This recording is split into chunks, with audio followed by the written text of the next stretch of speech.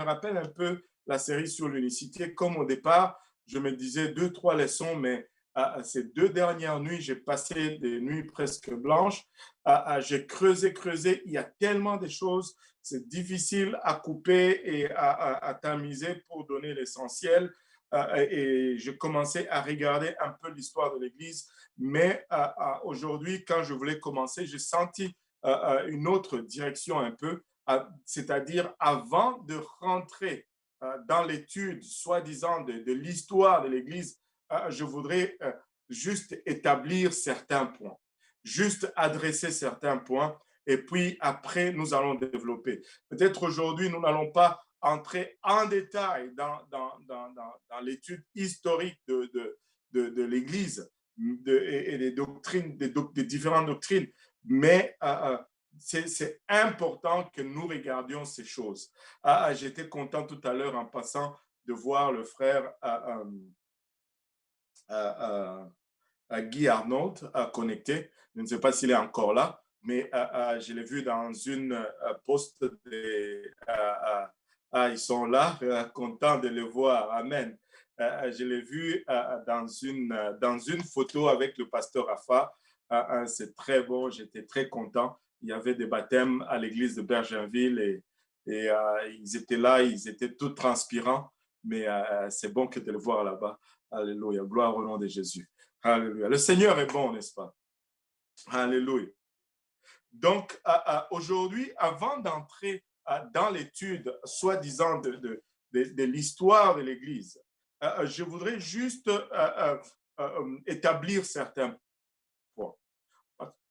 Parce que on étudie la parole de Dieu, on apprend des choses, mais nous ne voulons pas que ce soit juste un apprentissage pour l'apprentissage. Regardez d'abord ce verset. 1 Corinthiens, 1 Corinthiens chapitre 8, le premier verset, nous dit ceci. Pour ce qui est des choses sacrifiées aux idoles, nous savons, car nous avons tous de la connaissance. La connaissance enfle, mais l'amour édifie. La connaissance enfle, mais l'amour édifie. Nous ne voulons pas juste connaître pour connaître. Nous ne voulons pas juste apprendre pour apprendre. Nous ne voulons pas creuser pour juste enfler nos têtes. Nous voulons connaître afin que cette connaissance puisse nous servir. Nous étudions la parole de Dieu, pas dans le but d'être des connaisseurs et de marcher avec une tête enflée, mais dans le but que nos vies soient transformées. Je ne veux pas juste connaître la parole de Dieu, je veux que la parole de Dieu me transforme. Je veux être changé par la parole de Dieu. Je veux être transformé. C'est ça le but de l'exercice. Mais comme nous avançons, nous arrivons à une place où nous réalisons que oui, Dieu nous donne beaucoup de connaissances et je bénis l'Éternel pour l'Église pentecôtiste unie. Laissez-moi vous dire, vous pouvez avoir une opinion quelconque de l'Église, mais moi, je suis content d'être dans l'Église pentecôtiste unie internationale et de voir combien Dieu a béni notre mouvement avec des gens qui sont en amour avec la parole de Dieu, qui sont plongés dans la parole de Dieu, qui étudient cette parole et qui nous la donnent. Nous n'avons pas tous le temps de creuser, mais nous avons des gens qui sont assidus dans l'étude de la parole de Dieu, et qui vont nous amener à la surface des révélations, des connaissances profondes qui nous laissent bouche bée, mais que ces connaissances ne nous laissent pas tout simplement bouche bée. Si cette connaissance nous laisse bouche bée sans nous transformer, alors nous n'aurions rien gagné. Je bénis le Seigneur de la jeunesse dont nous sommes dotés à l'Église. Nous avons plusieurs jeunes à l'Église, mais enfin, les jeunes ont cet avantage d'avoir la vigueur, le zèle et d'avoir aussi le temps. Mais les jeunes ont aussi ces désavantages de ne pas avoir l'expérience ou le vécu. Et très souvent, quand cette connaissance vient, on peut facilement dévier, même avec les meilleures des intentions. On peut facilement avoir cette attitude qui est un peu, juste un peu à côté, où la connaissance nous rend un petit peu orgueilleux. Et nous sommes tellement fiers de connaître que nous oublions pourquoi nous avons connu. Laissez-moi vous dire cela. C'est bon de connaître. Et nous voulons connaître la parole de Dieu. Mais c'est encore mieux d'être connu. Je veux être connu de celui qui est l'auteur et la source de cette parole. Je veux la connaître. Mais si elle ne me transforme pas, cette connaissance m'est inutile. Je ne veux pas juste avoir une connaissance qui est dans les détails, à la virgule près, mais je veux avoir cette connaissance qui me change et qui me transforme, qui m'amène à devenir ce que Dieu veut que je sois. Amen. Est-ce que quelqu'un peut dire Amen? Allez, est-ce que quelqu'un peut dire encore, j'aime le pasteur Kaosi? Oh, alléluia. Ceux qui sont ici avec moi n'ont pas le choix parce qu'ils mangent à ma table, mais le Seigneur est bon. Regardez ceci. Allons regarder un peu Jacques. Jacques chapitre 1, à partir du verset 19. Un bon passage des Écritures. Il nous dit ceci. Jacques 1, verset 19 nous dit ceci. Sachez-les, mes frères bien-aimés, ainsi que tout homme soit prompt à écouter, lent à parler et lent à se mettre en colère. Wow! Sachez-les, mes frères bien-aimés, ainsi que tout homme soit prompt à écouter. Soyez plus disposés à écouter, lent à parler. Mais quand nous avons la connaissance, vous savez, dès que quelqu'un commence à nous dire quelque chose, ça commence à palpiter dans notre cœur. Nous avons hâte de lui dire ou de lui faire voir combien il a tort, combien nous avons raison. Non, non, non. La Bible nous dit, nous devons être lents à parler, plutôt prompt à écouter, lent à parler et à se mettre en colère. Et il continue au verset 20, il nous dit, car la colère de l'homme n'accomplit pas la justice de Dieu. Cela n'est pas vraiment notre point de prédication aujourd'hui, mais il ne faut pas se fâcher quand même. Amen. Soyez lents à la colère. Soyez lents à la colère. Amen. Et il dit au verset 21, c'est pourquoi, rejetant toute souillure et tout excès de malice, recevez avec douceur la parole qui a été plantée en vous et qui peut sauver vos âmes.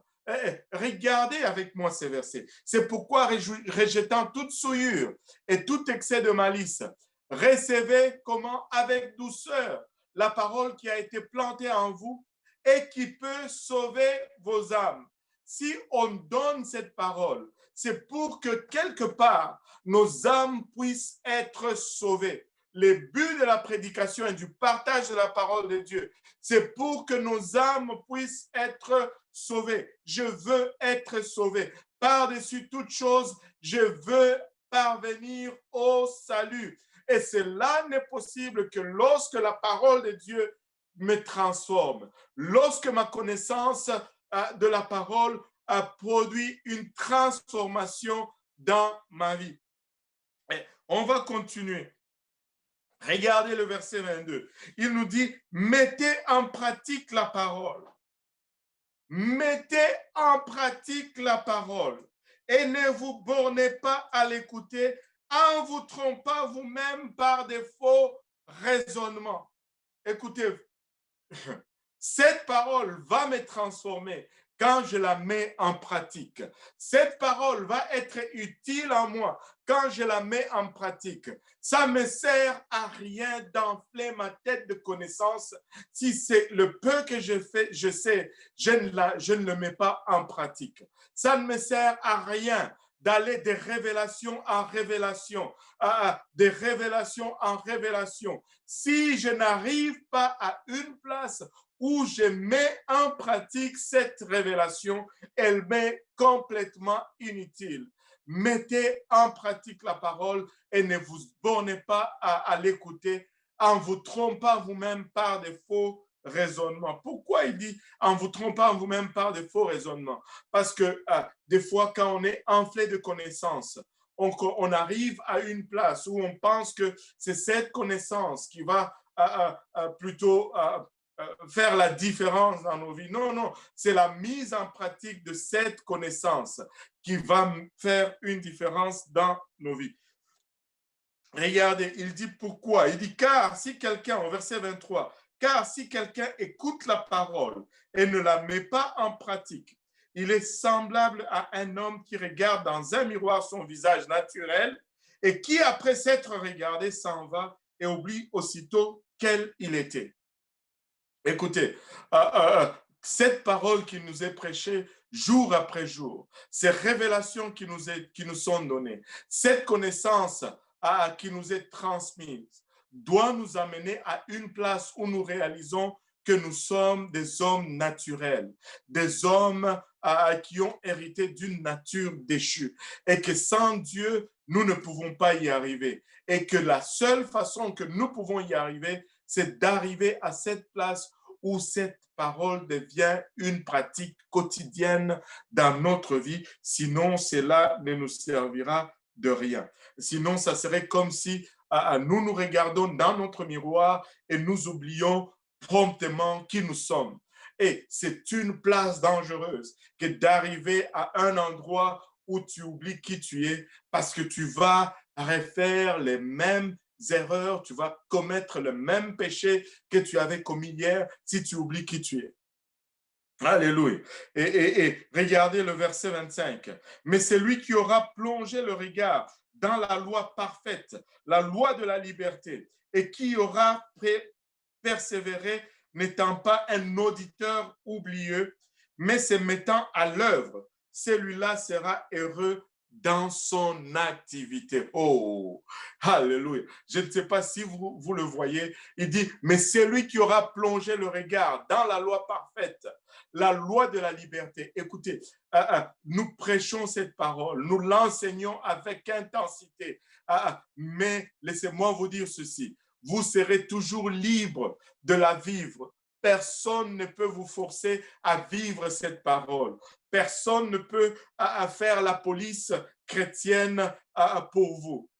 Libre à vous de choisir d'adhérer aux principes de la parole et de les vivre dans la plénitude. Mais quand vous le faites, la Bible nous dit, alors vous allez être heureux dans vos activités. Alléluia. S'il y a manque de joie dans ton service à l'Éternel, probablement vérifie si tu es en train de mettre la loi de Dieu en pratique.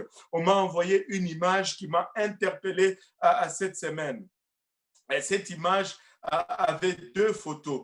D'un côté, il y avait les Juifs avec leurs calottes et toute leur tralala en train de prier. Et de l'autre côté, il y avait un groupe de chrétiens en train de prier aussi les mains en l'air.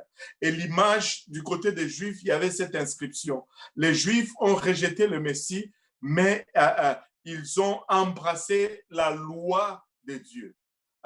Et de l'autre côté, ça dit les chrétiens ont reçu le Messie, mais ils rejettent la loi de Dieu. N'est-ce pas une chose ironique que nous allons dire que nous sommes chrétiens, nous aimons Dieu, nous aimons Jésus, mais quand on vient de mettre en pratique ces lois et ces commandements, nous sommes en train de lutter contre bec et ongle, nous nous agitons. Nous devons embrasser les lois et les commandements de Dieu. Jésus dit dans sa parole que celui qui l'aime garde ses commandements. Alléluia.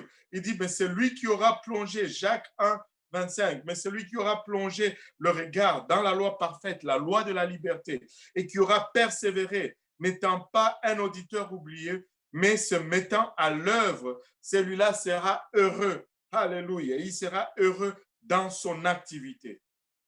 Et si quelqu'un, regardez le verset 26 et le verset 27, il dit, si quelqu'un croit être religieux sans tenir sa langue en bride, mais en trompant son cœur, la religion de cet homme est vaine.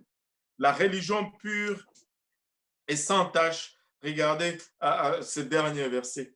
C'est un verset puissant. Très souvent, les gens le regardent et pointent le doigt à d'autres juste avec les deux premières parties, mais on oublie très souvent la dernière partie. Regardez-moi ceci. La religion pure et sans tâche devant Dieu notre Père consiste, un, à visiter les orphelins, deux, à visiter les orphelins et les veuves dans leur affliction, et deux, et à persévérer et à se préserver des souillures du monde. Et à se préserver des souillures du monde. En d'autres termes, à mener une vie de sanctification, c'est ce que Dieu appelle une religion pure et sans tâche. En d'autres termes, si je dois résumer ces deux commandements, avoir de la compassion et mener une vie de sanctification. Avoir de la compassion et mener une vie de sanctification. Sans la compassion, tu ne peux pas servir Dieu. Sans la compassion, tu ne vas pas regarder ce que Dieu, ceux pour qui Dieu est mort, comme Dieu les regarde. Nous devons être des gens pleins de compassion. Mais cela n'est pas tout. Nous sommes appelés aussi à mener une vie de sanctification. La Bible nous dit que sans la sanctification, notre religion est fausse. Et sans la sanctification et sans la compassion, notre religion est fausse. Je veux nous exhorter aujourd'hui, non seulement à désirer connaître les choses de Dieu, non seulement à désirer d'aller d'une révélation à une autre, mais aussi de s'assurer que nous mettons en pratique. Révélation sans pratique amène condamnation. Révélation ou connaissance sans pratique va toujours générer condamnation. Mais quand nous entrons dans la révélation et dans la connaissance et que nous mettons en pratique, ça amène édification, ça amène consolidation et ça nous amène encore plus loin dans le Seigneur. Nous vivons un temps vraiment compliqué, un temps vraiment difficile. Et si dans ce temps, nous avons notre regard sur le Seigneur, nous allons nous en sortir. Mais si dans ce temps, notre regard est plutôt sur le monde, ça va être vraiment très difficile. Mais si je parle de ces choses, c'est parce que j'observe certaines tendances parmi nous. Et je veux juste nous exhorter à réorienter nos priorités. Je vais d'abord donner le passage et puis je vais parler. Et après cela, on va commencer à rentrer dans l'histoire de l'Église. Pardon, un dernier passage avant de rentrer dans l'histoire. Philippiens chapitre 3 du premier verset. On va aller jusque peut-être au 11e verset à peu près par là. Mais regardons ceci ensemble.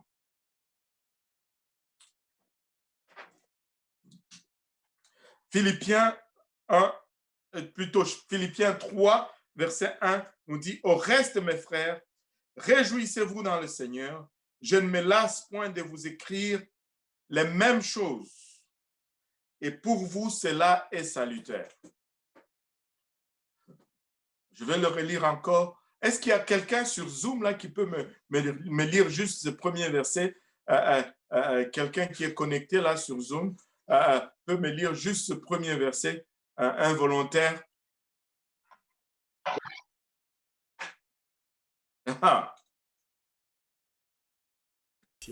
Au reste, mes frères, réjouissez-vous dans le Seigneur. Je ne me lasse point de vous écrire les mêmes choses, et pour vous, cela est salutaire. Prenez garde aux chiens, prenez garde aux mauvais ouvriers, prenez garde aux faux circoncis, car les circoncis, c'est nous qui rendons à Dieu notre culte par l'Esprit du Seigneur. Bon, regardez juste le premier verset. Au reste, mes frères, réjouissez-vous dans le Seigneur.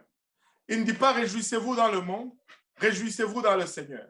Il ne dit pas réjouissez-vous dans vos richesses, il dit réjouissez-vous dans le Seigneur. Il ne dit pas réjouissez-vous dans vos accomplissements, il dit réjouissez-vous dans le Seigneur. Il dit je ne me lasse point de vous écrire les mêmes choses. Écoutez, nous voulons toujours découvrir de nouvelles choses, mais il nous dit je vous écris les mêmes choses. Et il dit pourquoi il écrit les mêmes choses?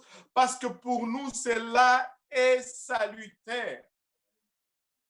J'ai toujours donné cet exemple. Et laissez-moi vous dire, ce n'est pas parce qu'il n'y a pas de révélation qu'on prêche l'évangile tout le temps, tout le temps, tout le temps. On peut enseigner des sujets et juste être dans les découvertes, révélation, révélation, révélation. Mais c'est pas ce qui est salutaire. Il dit, je vous écris les mêmes choses parce que pour vous, c'est salutaire. J'ai toujours posé cette question. Qui a mangé le riz aujourd'hui? Bon, juste levé. Bon, il y a quelques mains qui sont levées. Bon, maintenant, qui a mangé le riz hier? Je vois quasiment les mêmes mains qui s'élèvent encore. Qui a mangé le riz avant-hier?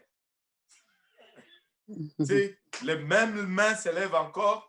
Mais est-ce que le riz vous a nourri? Oui. Est-ce que vous vous êtes plaint que, moi, le riz, tout le temps, le riz? Non, mais quand vient le temps de la parole de Dieu, tout le temps, même évangile. Mais c'est le plat consistant de votre salut. Amen. C'est la base. C'est la base. Si tu vas chez nous au Katanga, le foufou, c'est la base. Aujourd'hui, on m'a envoyé une photo où il y avait... je n'ai jamais vu une photo avec autant de foufou. Je vais taire le nom de la personne qui me l'a envoyé. Mais bon. Anyway. C'est la base. C'est la base. Il faut avoir la base. Et la base, c'est l'évangile. Anyway.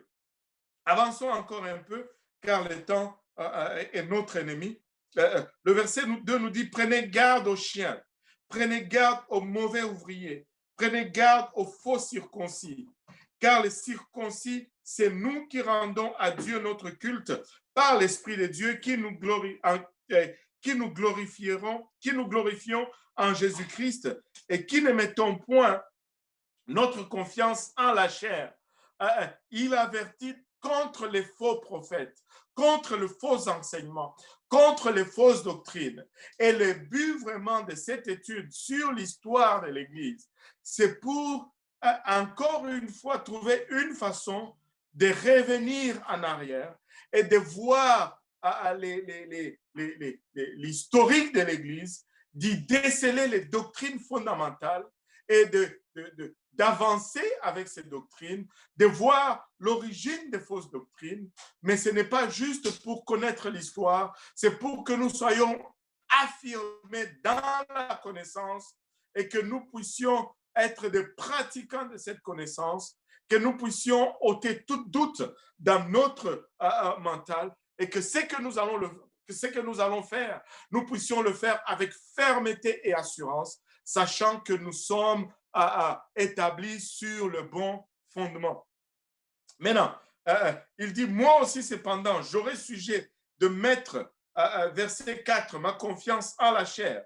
Si quelqu'un autre croit pouvoir se confier en la chair, je le puis bien davantage. Moi, circoncis, le huitième jour de la race d'Israël, de la tribu de Benjamin, hébreu, né d'hébreu, quant à la loi pharisien, quant aux zèles persécuteurs de l'Église, irréprochable à l'égard de la justice de la loi. Mais il dit ces choses qui étaient pour moi des gains, je les ai regardées comme une perte à cause de Christ, et même je regarde toutes choses comme une perte à cause de l'excellence de la connaissance de Jésus-Christ, mon Seigneur, pour lequel j'ai renoncé à tout et je le regarde comme de la boue afin de gagner Christ.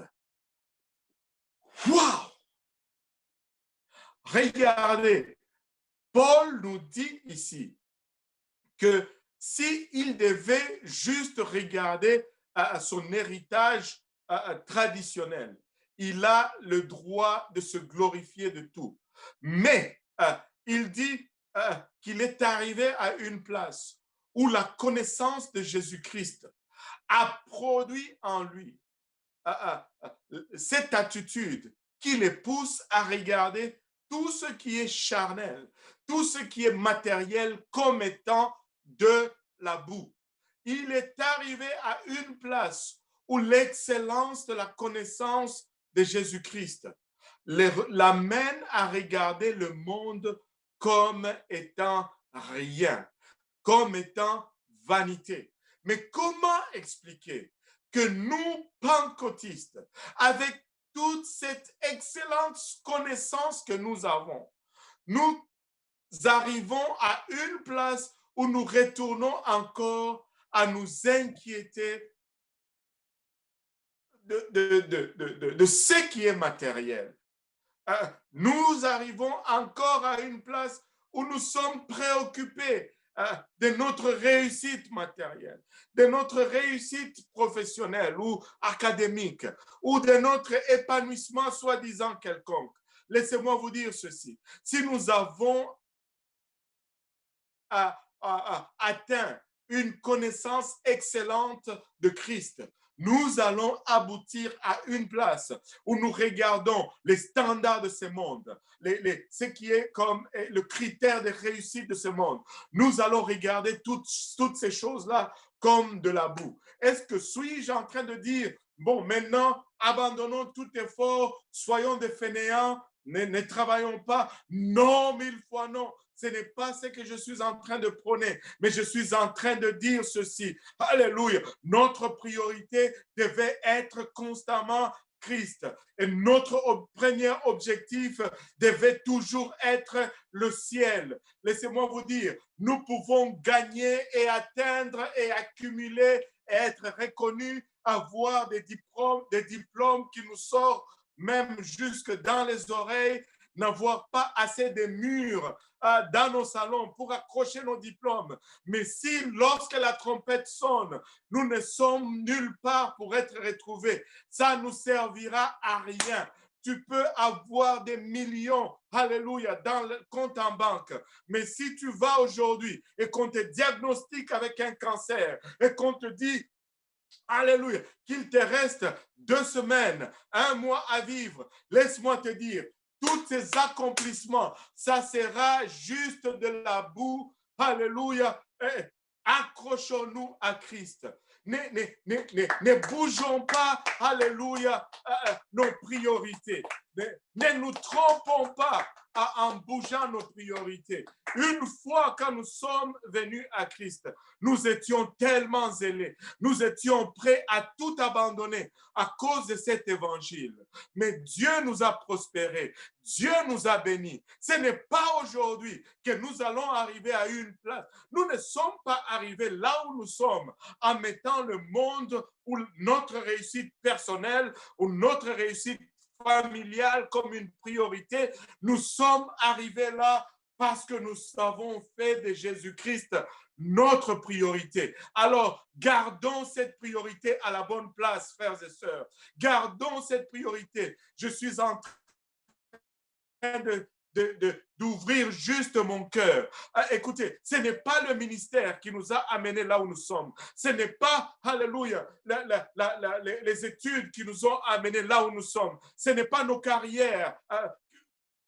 La plupart d'entre nous, quand nous sommes venus à Christ, nous étions plus pauvres que nous sommes aujourd'hui. La plupart d'entre nous, quand nous sommes venus à Christ, nous n'avions pas de diplôme, nous n'avions pas fini notre université ou quoi que ce soit, mais Dieu nous a prospérés. Il nous a donné des voitures, il nous a donné des maisons. Souvenez-vous, une fois, quand nous venons de loin, frères et sœurs, ne nous trompons pas. Regardons toutes choses comme de la boue à cause de l'excellence de la connaissance de Jésus-Christ que nous avons aujourd'hui. Ce n'est pas après avoir acquis toute cette connaissance que nous allons arriver à une place où nous allons commencer à nous inquiéter.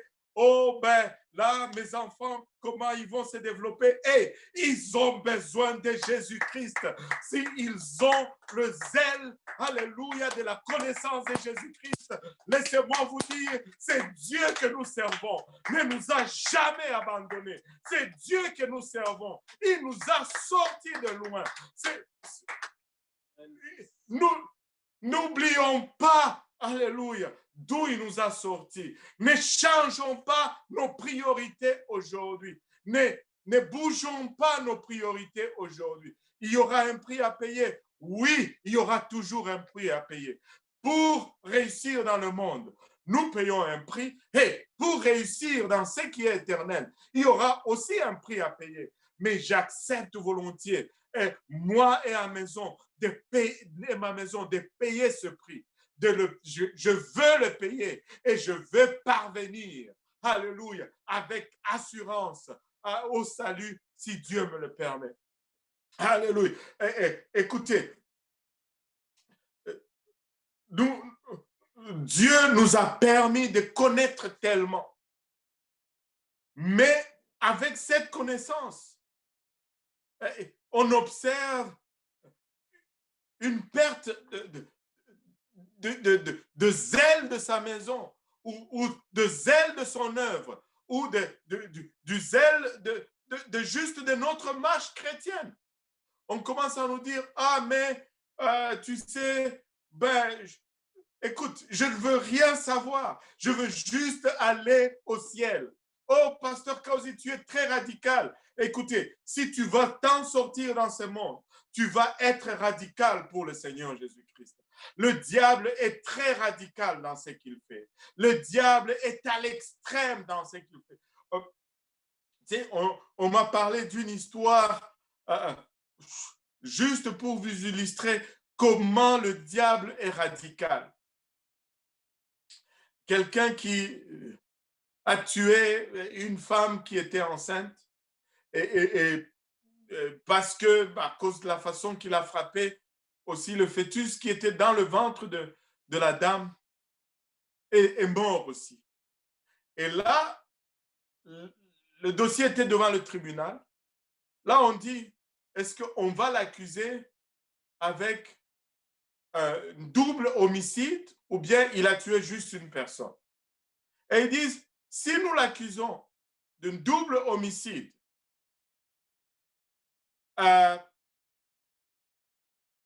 on va dire que la loi contre l'avortement ne fonctionne pas. Ceux qui sont contre l'avortement vont utiliser ces jugements pour dire que, voilà, si la personne l'avait avorté, le bébé, ça n'allait pas être un meurtre. Mais l'autre qui a... Et juste à cause de cela, cette personne n'a pas été condamnée pour double meurtre. Quelle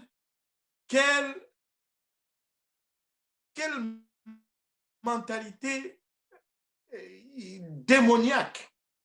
Quelle mentalité démoniaque. Mais le monde est radical. Le monde est radical. Mon enfant me disait qu'aujourd'hui, les parents peuvent amener leurs enfants de 6 ans à faire une opération pour changer de sexe. Et il m'a donné cet exemple. Il dit, papa, le monde est fini. Un enfant qui va venir à la maison, qui va dire, oh, moi, je vais manger juste des bonbons pour dîner et souper. Ses parents vont lui dire, non, non, non, non, tu n'es pas assez mature, donc on va choisir la nourriture pour toi. Mais ce même enfant va venir et dire, je ne me sens pas un homme, je me sens une fille, et on va l'amener pour faire une opération. Nous vivons dans un monde radical. Si tu n'es pas radical pour Jésus, tu ne vas pas t'en sortir. Oublie ça. Oublie ça. Nous devons nous tenir pour cette parole. Il y a un prix à payer. Oui, à un moment donné, on va être appelé à choisir. on va être appelé à choisir. Et le choix nous revient. Anyway, je me suis un peu écarté, mais laissez-moi vous dire, il dit à cause de la connaissance de Christ, je regarde tout comme de la boue. Mais je veux arriver à cette place où je regarde tout comme de la boue parce que j'ai acquis la connaissance de Christ. Et une connaissance parfaite et une connaissance qui est mise en pratique va t'amener à une place où tu regardes le monde avec un désintérêt. Pas que tu dis, OK, je deviens fainéant. Non, non, non. Je n'ai pas dit cela. Nous devons être des travailleurs, mais nous devons toujours garder notre priorité. La maison de Dieu reste une priorité pour moi. Que mes enfants, c'est plus important pour moi. Que mes enfants servent Dieu, qu'ils deviennent de bons chrétiens, qu'ils soient médecins ou quoi que ce soit. Ça m'est égal s'ils sont médecins. Ça m'est égal s'ils sont juste charpentiers. Ça m'est égal s'ils sont juste plombiers. Ça m'est égal s'ils sont juste cuisiniers ou qu'ils travaillent juste, mais qu'ils servent Dieu et qu'ils marchent dans l'intégrité de la parole de Dieu. C'est la chose que j'attends de leur part, alléluia, en premier. Maintenant, est-ce que je vais les encourager à étudier? Oh, que oui, je vais les encourager à étudier. Mais je vais les encourager plus à servir Dieu qu'à aller à l'école. Et ça, c'est une loi dans ma maison. Oui, il me regarde. Alléluia. Et c'est ça. Écoute, si tu ne veux pas aller à l'église dans cette maison, tu payes ton loyer. Tu ne veux pas servir Dieu, tu cherches ton appartement. C'est clair. C'est un peu radical, mais bon. Anyway. Anyway, je vais y arriver, pardonnez-moi. Regardez, je veux pas juste connaître pour connaître. Je veux pas juste apprendre pour apprendre. Je veux que cette connaissance soit utile. On ne veut pas juste enseigner pour enfler les têtes. Tu sais, à peine on enseigne, à peine tu écoutes un enseignement, tu n'as même pas encore pris le temps de le digérer et de l'appliquer dans ta vie, que tu cours déjà pour commencer à aller enseigner les autres. Non, sois lent à parler, plus prompt à écouter. Alléluia. Anyway, je regarde comme de la boue afin de gagner Christ et d'être trouvé en lui au verset 9, Éphésiens, plutôt Philippiens 3, verset 9, et d'être trouvé en lui, non avec ma justice, celle qui vient de la loi, mais avec celle qui s'obtient par la foi en Christ, la justice qui vient de Dieu par la foi. Oh, c'est puissant ces versets. Ça semble être contradictoire, mais c'est puissant. Regardez la puissance de ces versets. Il dit ceci, et d'être trouvé en lui, non avec ma justice, c'est-à-dire non pas parce que moi j'ai fait, mais parce que j'ai obéi. Et c'est pourquoi il dit, mais celle qui s'obtient par la foi en Christ. La foi dont il est question ici, c'est une foi agissante, pas une foi mentale, pas une assertion mentale, mais une foi cette foi qui dit, montre-moi ta foi sans les œuvres, moi je te montrerai ma foi par mes œuvres. Quelqu'un qui a la foi, il obéit à la parole de Dieu. Il dit, par la foi en Christ, la justice qui vient de Dieu par la foi, c'est-à-dire juste par mon acte d'obéissance. Afin de connaître Christ, regardez ceci. Et ça c'est le boucle se ferme ici. Afin de connaître Christ et la puissance de sa résurrection. Et la puissance de sa résurrection. Écoutez, je veux connaître Christ. Je veux vivre. Quand il utilise le terme ici, la puissance de sa résurrection, il est en train de parler au fait du salut. Je ne veux pas juste avoir une connaissance mentale de Jésus-Christ. Je veux avoir cette connaissance pratique qui produit le salut afin qu'au dernier jour, je sois ressuscité. Et comment cela arrive? Et la communion de sa puissance? Non! Et la communion de ses souffrances et en devenant conforme à lui dans sa mort pour parvenir, si je puis, à la résurrection d'entre les morts. Les buts de la connaissance, c'est pour parvenir à être transformé en son image. En d'autres termes, si je reçois la connaissance et que je ne la mets pas en pratique, ben, elle ne me sert de rien. Elle ne me sert absolument de rien. Je ne veux pas juste connaître pour connaître. Je ne veux pas juste connaître pour être un cymbale vide. Je veux être transformé. On recherche la révélation pour parvenir à la transformation. On ne recherche pas la révélation juste pour avoir la révélation, juste pour dire je connais. Non, tu sais, tu peux avoir une connaissance qui n'est pas parfaite, mais la connaissance que tu l'appliques et elle te transforme. C'est à cela que nous voulons aboutir. Nous ne voulons pas juste être enflés de la connaissance, nous voulons être des pentecôtistes, c'est-à-dire des gens qui sont transformés par la parole de Dieu dans l'image du Seigneur Jésus-Christ. Je veux que mes pensées soient affectées par la parole de Dieu. Je veux que mes actions soient affectées par la parole de Dieu. Je veux que mon apparence soit affectée par la parole de Dieu. Je ne veux pas juste être un cymbale vide. Je ne veux pas être un fût dont le fond est enlevé. On verse, on verse, on verse, mais ça coule, ça coule, ça coule. Je veux recevoir et contenir et être transformé par cette parole. Revenons à cela.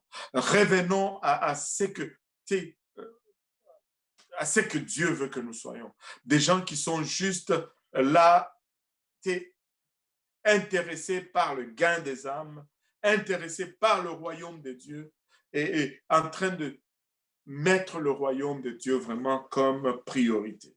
Et c'est dans cette vision, c'est dans cette optique que je veux que nous entamons cette étude de l'histoire de l'Église.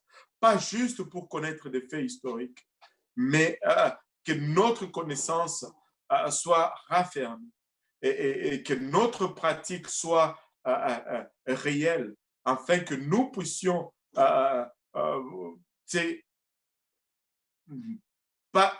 que nous puissions être pas seulement des gens qui écoutent, mais des gens qui mettent en pratique et qui sont transformés par la parole de Dieu. Maintenant, pourquoi faire l'étude historique de la doctrine chrétienne? Pourquoi reculer et étudier l'histoire chrétienne? Premièrement, une étude de l'histoire chrétienne va contribuer à confirmer la doctrine apostolique telle qu'elle est révélée dans les Écritures. Quand on étudie l'histoire de l'Église, on a une confirmation, au fait, dans le fait historique de la doctrine apostolique ou de la doctrine de l'Église comme elle a été donnée aux apôtres. Ou par les apôtres, je devrais dire. Vous savez, si je devrais résumer tout simplement, rapidement, je vais dire ceci. Dieu a tant aimé l'homme qu'il l'a créé pour avoir une relation avec lui. Et cette relation entre l'homme et Dieu exigeait un choix. Parce que l'homme ne pouvait pas avoir une relation avec Dieu s'il n'y avait pas de choix. Et Dieu a donné comme cadeau, comme la plus grande expression de l'amour de Dieu, c'est vraiment ce libre choix que l'homme a d'entrer en relation avec Dieu. Mais comme vous le savez, l'homme a failli, il a mangé le fruit interdit et il est déchu, il a désobéi à Dieu et il est tombé dans le péché. Mais Dieu qui était tellement